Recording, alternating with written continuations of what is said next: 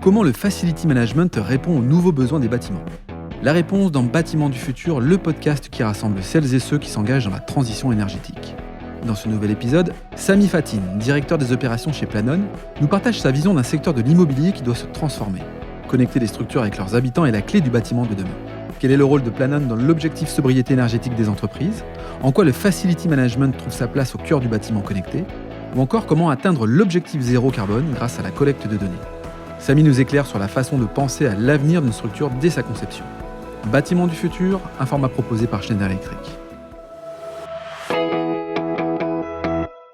Bonjour Sami. Bonjour. Sami, tu es directeur des opérations chez Planon. Alors Planon propose des solutions logicielles de gestion du smart building durable. Est-ce que tu peux nous en dire un peu plus sur le cœur de ton activité et ta fonction chez Planon? Oui, alors effectivement. Donc Planon, pour resituer, c'est un éditeur néerlandais, bien sûr, qui a un positionnement international et qui propose des solutions intégrées de gestion du patrimoine immobilier. En fait, notre objectif, c'est de ce qu'on dit dans notre tagline, c'est de faire du building connection, c'est de créer ces connexions et donc de connecter concrètement les bâtiments, les personnes qui les occupent et qui y vivent et les processus qui y sont associés. Donc l'idée, c'est d'éliminer les silos, de permettre finalement dans la même plateforme de proposer des données qui sont intégrées et qui sont disponibles et mises à disposition de tous les acteurs au sein du bâtiment. Donc concrètement, on permet aux gens de mieux vivre dans le bâtiment, aux exploitants du patrimoine immobilier d'accéder à des indicateurs qui sont fiables et pérennes, et aussi de faciliter les flux et les éléments techniques du bâtiment tout en garantissant finalement leur maintien en conditions opérationnelles. Alors on parle donc d'une société qui propose des solutions digitales comme tu l'as évoqué.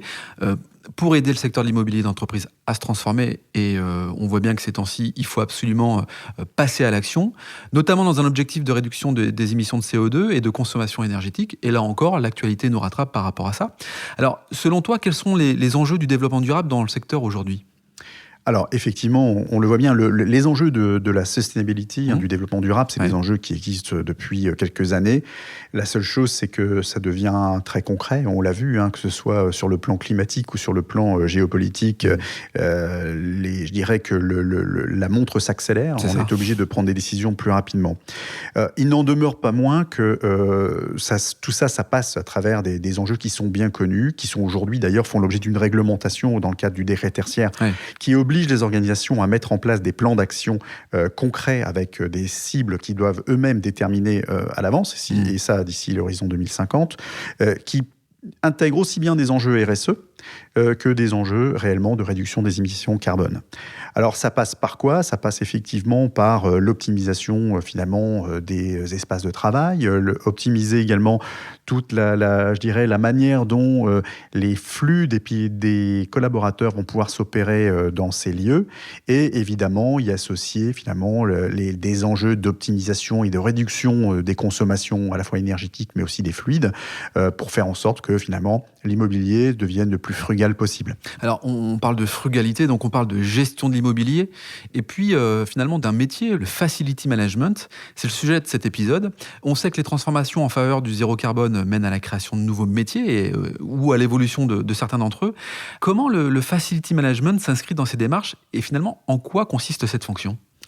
Alors, le Facility Management, c'est vrai que c'est une évolution qui a lieu depuis les grandes externalisations finalement de tout ce qui était services généraux, qui finalement, essentiellement, au début, se contentaient de faire du pilotage des bâtiments, de la maintenance des équipements, qui a évolué vers finalement le pilotage des espaces de travail et des services associés à ce service proposé aux collaborateurs. Finalement, sans prendre en compte l'impact que pouvait provoquer la consommation d'énergie ou le bâtiment en tant que tel, mais simplement, ils étaient là pour réparer, remplacer, s'assurer que finalement le bâtiment fonctionne bien. Oui, je pense que l'enjeu principal était un enjeu à l'époque de frugalité économique. C'est en gros de s'assurer que finalement les coûts pouvaient être maintenus.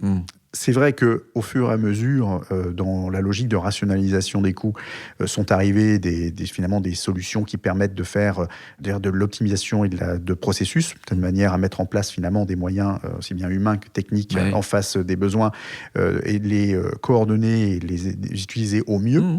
Et puis, c'est vrai qu'au fur et à mesure, on s'est aperçu que l'immobilier produisait beaucoup de données et qu'il était important de collecter de cette donnée pour mieux pouvoir l'analyser. Alors, c'est vrai que maintenant, on est dans une autre ère On est dans une approche véritablement développement durable. Comme je l'ai dit, la réglementation aujourd'hui impose aux organisations de s'inscrire dans cette démarche. Et naturellement, les grandes majors, les grands acteurs du facility management viennent proposer des services d'accompagnement et font émerger finalement des contrats de partenariat en termes de réduction des coûts énergétiques, qui peuvent inclure d'ailleurs aussi des plans qui intègrent les travaux nécessaires à cette transformation. Et effectivement, des nouveaux métiers émergent. Et aujourd'hui, d'ailleurs, je pense qu'ils font l'objet de beaucoup d'efforts de la part de ces majors pour aller défendre finalement des vrais plans d'action qui sont surtout mesurables. Oui, et puis au service de l'économie circulaire, au service aussi de l'économie, je dirais, de la gestion d'un bâtiment. Oui, il y a la dimension économique. On est toujours dans cette logique de recherche de réduction de coûts. Mais je pense qu'aujourd'hui, et surtout après l'épisode Covid qui nous a amené à revoir finalement l'utilisation de l'immobilier dans une approche un peu hybride, donc beaucoup de travail à distance, mais aussi venir consommer le bâtiment de manière un peu différente, c'est mettre finalement aussi les moyens en face de nouveaux besoins. Donc il y a une approche économique, évidemment, mais je dirais pas forcément dans une logique de réduction de coûts. Aujourd'hui, on sait qu'on s'inscrit dans un contexte de grande compétition entre les organisations. L'attractivité, finalement, des talents et la rétention des talents, c'est un enjeu prioritaire pour les grandes organisations. Et le facility management vient aujourd'hui apporter je dirais, sa contribution forte dans ce domaine. Et on voit d'ailleurs qu'il y a des efforts considérables qui ont été faits par les grandes organisations pour complètement transformer leur siège et proposer des lieux de vie, des véritables lieux de vie, effectivement, et coller aussi à des nouveaux besoins en termes de consommation de cet immobilier tertiaire, beaucoup plus de lieux de rencontre, de lieux de collaboration, mais aussi avec moins d'utilisation, je dirais, en temps pur. C'est-à-dire qu'en fait, les gens viennent et font ce qu'ils ont à faire, repartent, mais viennent trouver, je dirais, ce qu'ils ne peuvent pas faire à distance dans les locaux de leur organisation. Si je reviens sur le facility manager, je comprends bien que les gestionnaires du patrimoine et les facility managers sont essentiels, tu l'as évoqué, pour aller plus loin dans la durabilité des bâtiments. Peux-tu nous dire à quels défis ils font face aujourd'hui ? Tu as commencé à l'évoquer, mais surtout comment ils comptent atteindre le fameux objectif zéro carbone ?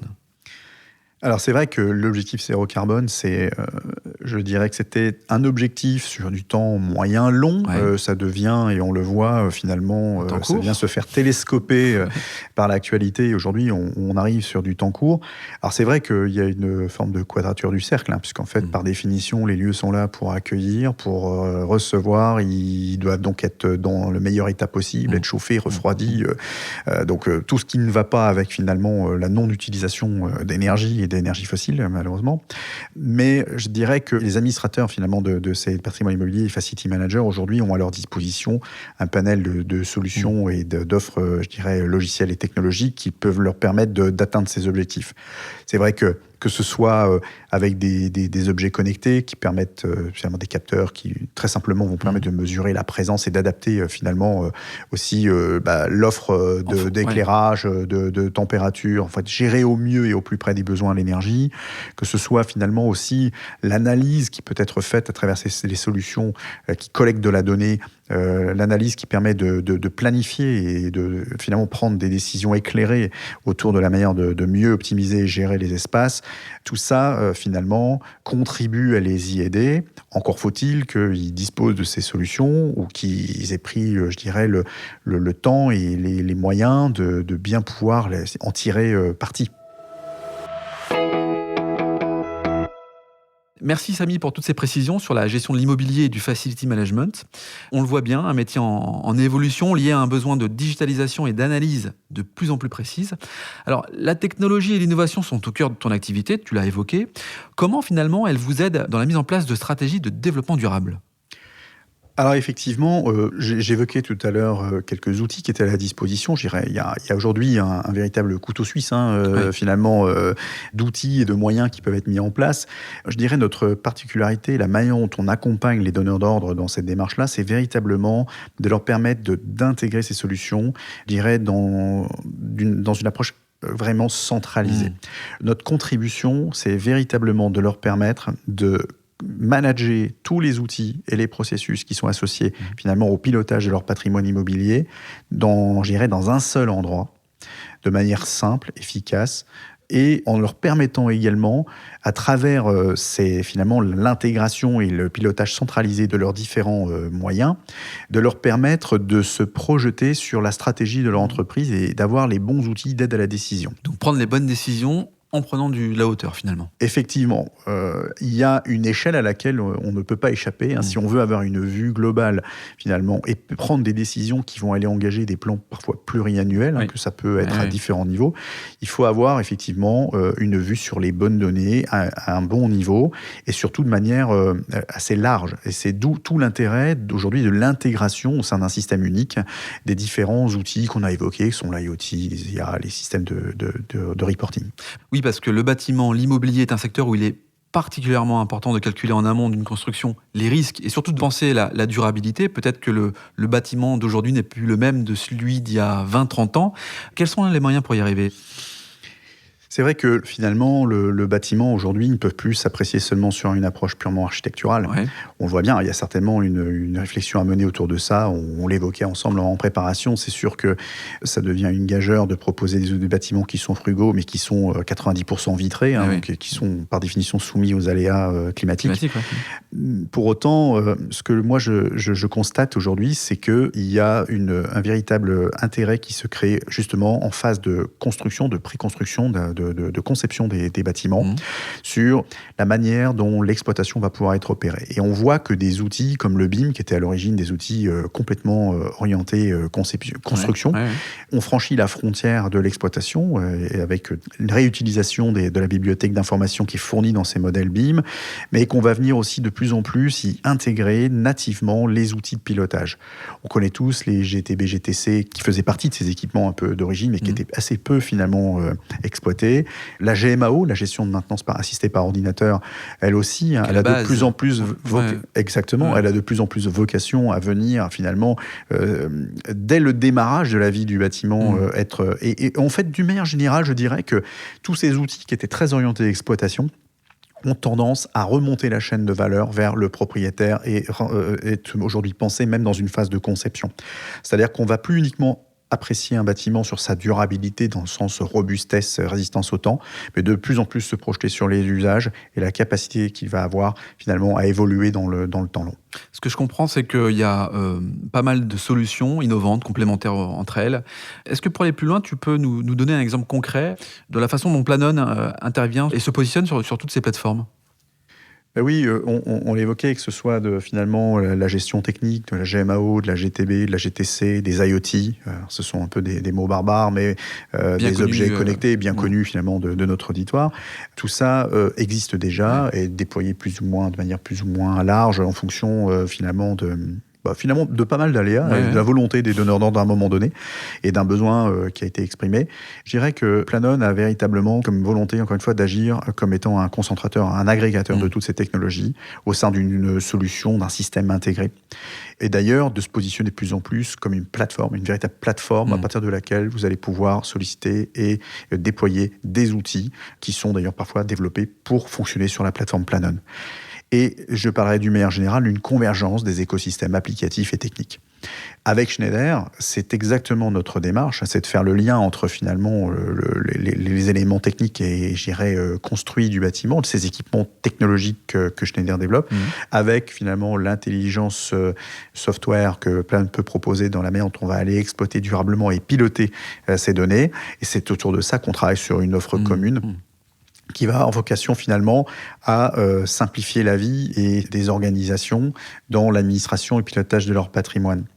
Encore une fois, concrètement, il s'agit de donner finalement au propriétaire les clés de son patrimoine immobilier pour mieux l'utiliser, le mettre à disposition, mieux servir les enjeux stratégiques de son organisation, tout en se mettant en conformité avec les exigences réglementaires, mais aussi évidemment les nécessités liées à l'urgence climatique. Ouais, exactement. Alors avant de nous quitter, Samy, une dernière question. Si tu devais donner un conseil à un propriétaire qui voudrait avancer dans la transition de son bâtiment, par quoi il doit commencer ?